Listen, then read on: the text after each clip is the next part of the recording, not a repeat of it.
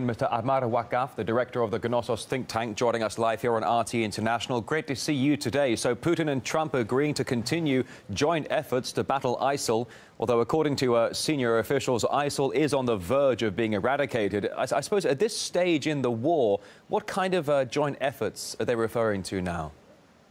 Well, I think the main joint effort is not to clash, because the Syrian army, backed by Russia, Iran and so on, is making headway against Daesh, and at the same time there are forces, the Syrian Democratic Forces backed by the United States are making progression against Daesh at the same time.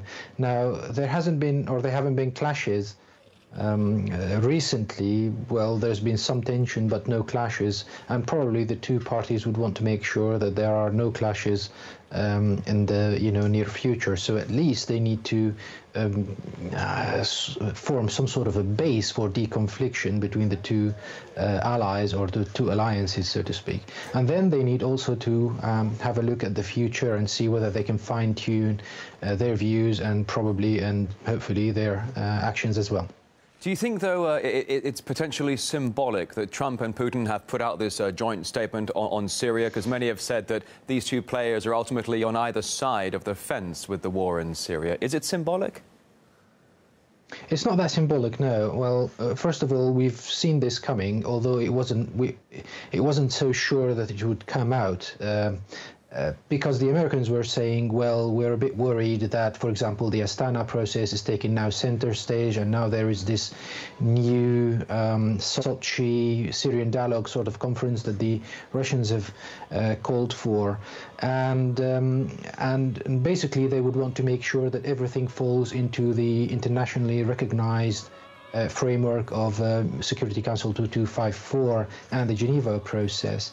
Now, they might want to trade something for that, or for ensuring that. They've probably been worried. And some of the factions that they support, some of the opposition that they support, might have been worried. The Russians are calling all the shots at the moment. So with the Americans trying to make sure of something, they must have brought something else to the table to say to the Russians, look, we're willing to trade on this if you can ensure that the Geneva process is still paramount. And what we see from the very short statement or very short details, very few details we have, is that the Americans and the Russians have agreed on key issues. A, to have the Geneva process still center stage, and also when it comes to future elections, that they would be supervised by the United Nations, and that Syrians outside Syria might be able to participate in. So that's some sort of a progress. But at the same time, it's good to have them agreeing on something rather than having this summit going on without them agreeing on anything, which would have been a huge disappointment.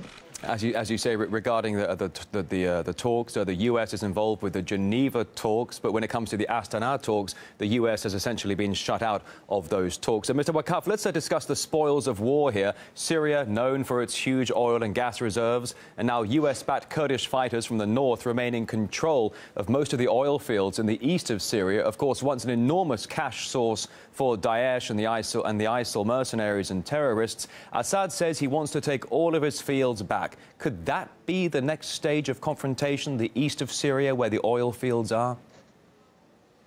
Well, we'll see what sort of confrontation it would be, whether it would be only a diplomatic confrontation or it would actually go down to a military one.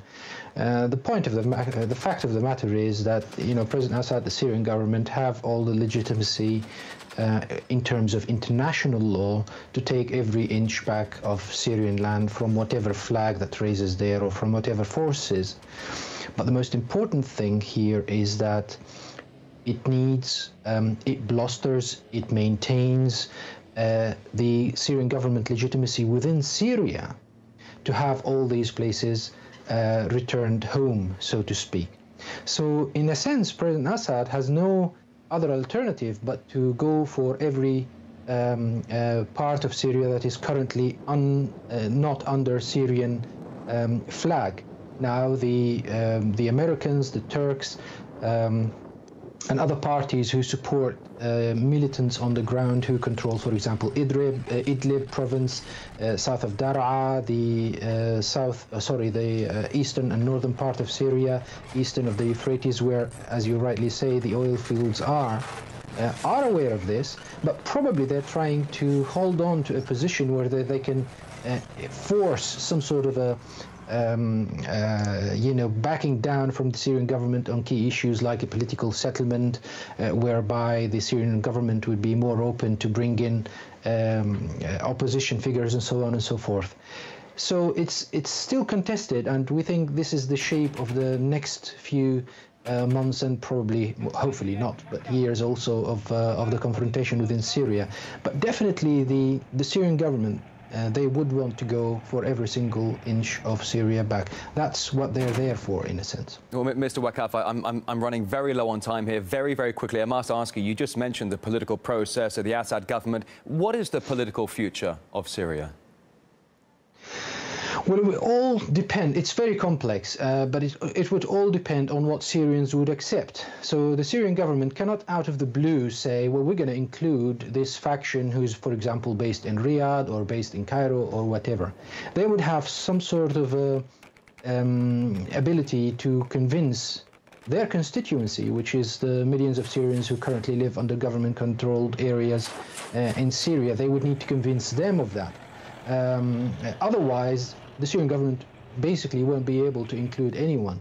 Now, the more an international accord happens around this sort of inclusive process, the more likely the Syrian government would be able to convince its constituency and not have any issues.